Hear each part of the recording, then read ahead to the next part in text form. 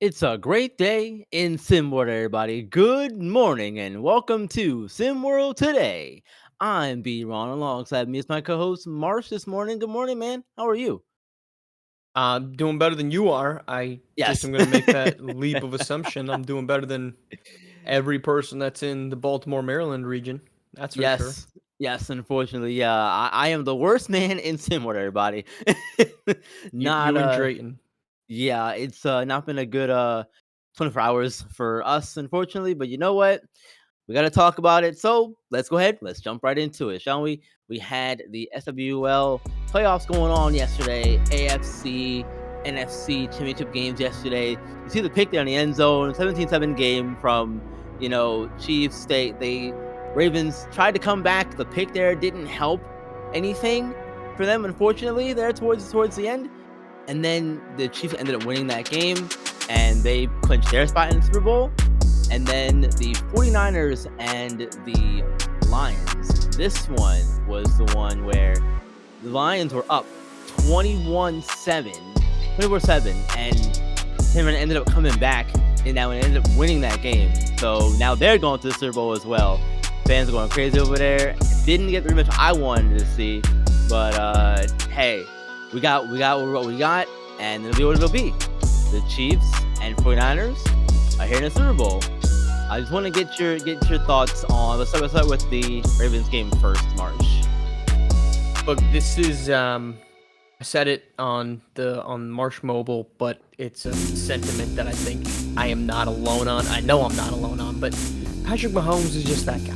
So honestly, that outcome between the Ravens and the Chiefs, I wasn't shocked at all. In fact, I had two bets going. One was that the Chiefs were going to win outright. I got them after the Wildcard round at like plus 325 to win the AFC. I thought it was great odds for Patrick Mahomes to literally just do what he's done basically every single season that he's been in the NFL. And then I also had the Ravens +7 just because it was either going to be a blowout or the Chiefs were going to win. And that's exactly what happened. I mean, there was just Yeah.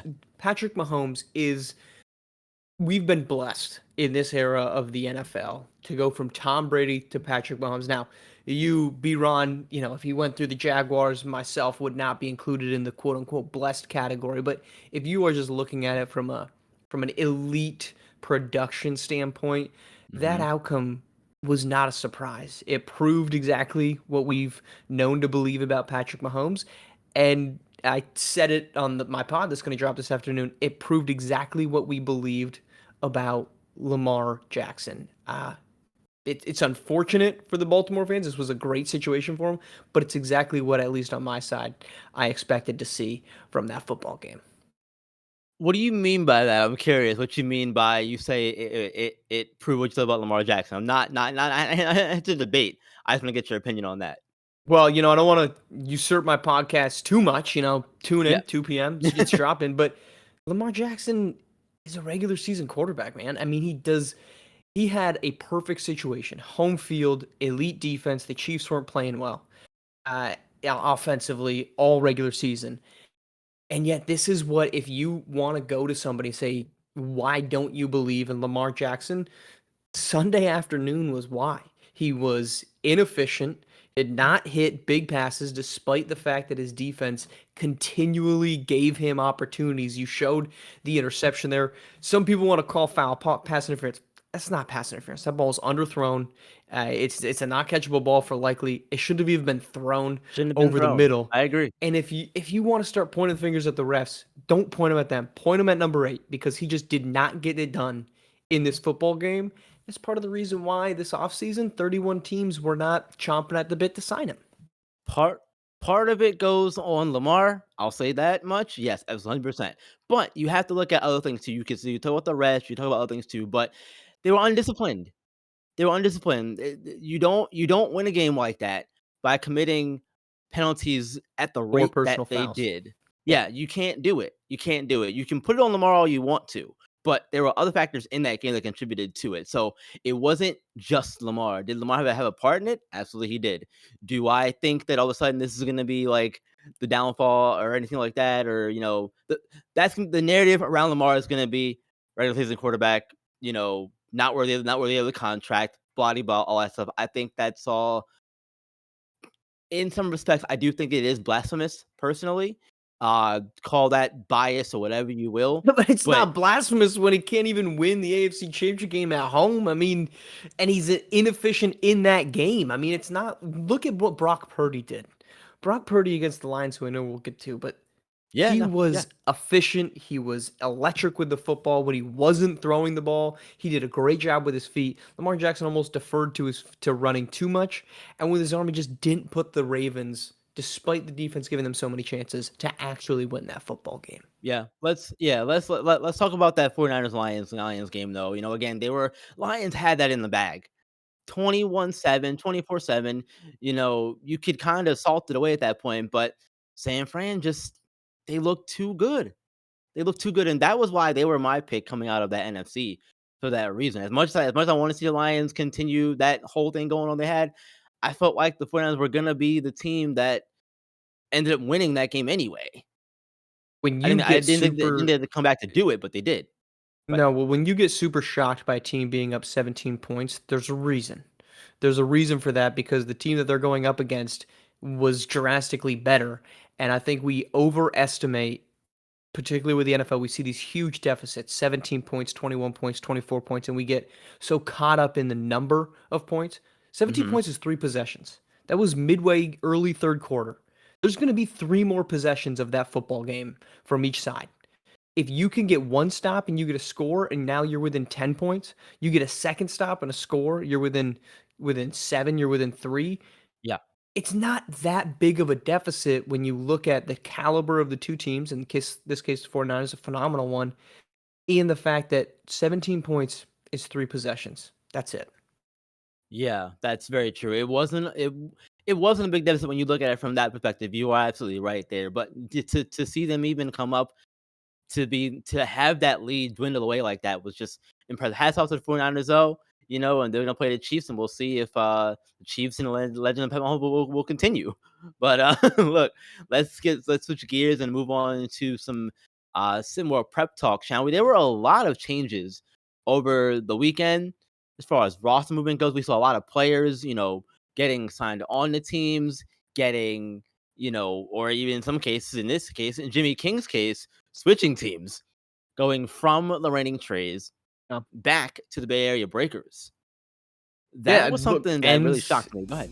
Yeah, it just ends what was, let's call it, dysfunctional. It was a group with the reigning trays that just never seemed to put it together. And that's not me pointing blame or putting that on one side or the other. There's plenty of conversation that was going on behind closed doors, part of which had come out in previous weeks, but that's just kind of how this goes, right? Especially at this age where Yeah. kids are desperate to get opportunities, and if for whatever reason the opportunity isn't there for coach and or player, I think for the bottom line for this one for Jimmy King is that at least it's moving to a situation where you can move on. You're going to an organization you're familiar with, a coach you're familiar with, a roster you're familiar with, and you're Mhm. not with a coach that clearly there's animosity between. And I think that it's safe to say that there's blame to be put on each side of that relationship. Neither one is going to probably admit that, but I think there's blame to go both on the coach and the player.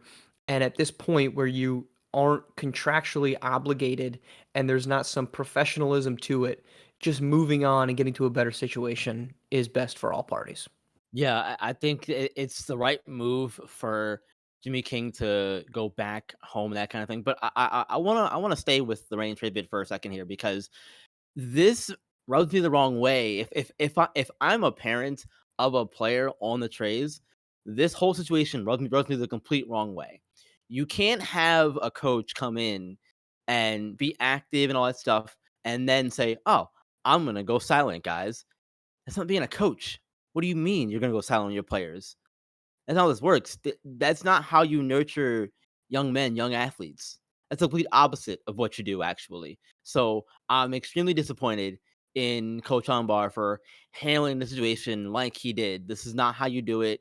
Jimmy King is gonna go to a place where he's gonna be accepted for who he is as a player and have a role there that he I don't maybe he doesn't want necessarily, but he's gonna have a better role on that team. I think that there's a number of coaches and a number of players. In the players' case, I think the following statement is going to ring understandable, but I think there's a lot of coaches out there that approach it in a rather childish manner. And I think we've seen that positively. We've seen that negatively. I mean, look, here's a positive example. Coach Heesh walks into SimWorld Prep with as much boisterous talk as anybody, and he's Yeah. backing it up. But let's let's be a leader of men and Right. let's Yeah. run with this. I mean, if you look around the upper echelons of coaching, Coach Cal isn't bringing that. Coach Popovich isn't bringing that. Coach Kerr is not bringing that. And I think we've seen a lot of these coaches that come in and treat players like children and expect them to treat them any differently. And I think there's just a ton of just immature actions across the league, positively and negatively, as I've said, that just deteriorates relationships before they even start and doesn't nurture, as you were talking about, the relationship and the development of humans, of men, from kids into young men. Yeah, respect is a two-way street, but it's earned, not given. Two-way street though. Both ways. Gotta go both Both ways. ways. Exactly. Gotta Absolutely. go both ways, 100%. Well, look, in all of that movement that happened, again, let's stick on that for a minute. Rip Akire, his joining the Lone Star Basketball Club. This is a kid who's been making waves on the AAU scene for a while now. We've heard multiple things about him. He was a guest on SimWorld Today at one point, a friend of the show. How is this move in particular going to impact Lone Star, do you think, Mark? Because right now, they're not in the best of states. I'm gonna make the comparison here that they're the Dallas Cowboys of small prep in the respect that they've got the talent, but they haven't even put it together yet. Well, again, I'll try not to spoil too much of the podcast this afternoon, but I'm a huge fan of this move. I think Lone Star has Arthur Lattimore has lived up to the expectations that many had of him.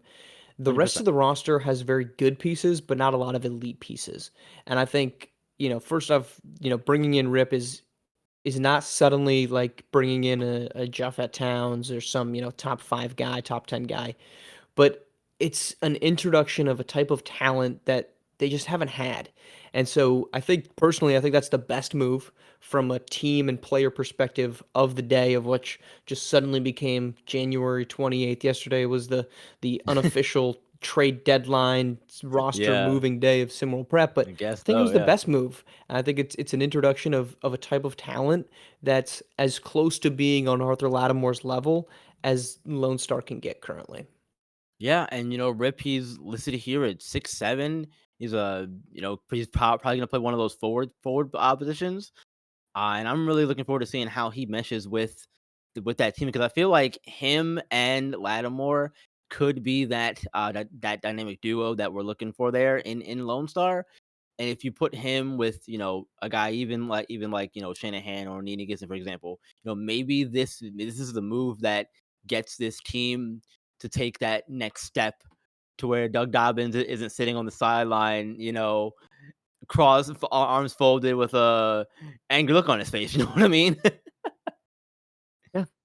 This is Yeah. it's an introduction of talent that they just don't really have. They've got a number of good pieces. Like I said, it's not me trying to discredit the rest of the Lone Star roster.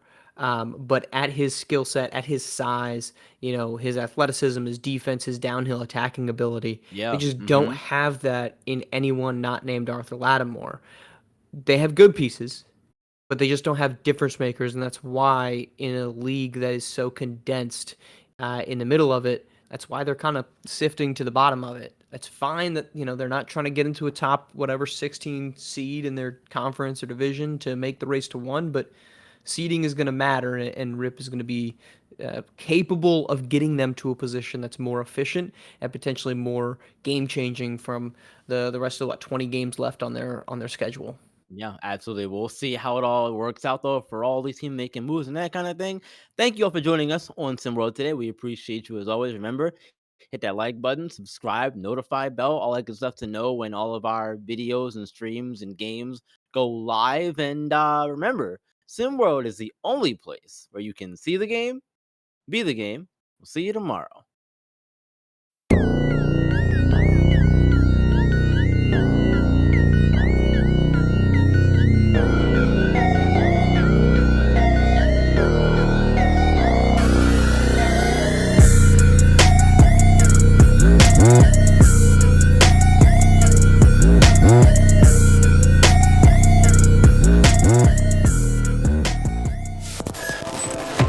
This has been a presentation of SimWorld.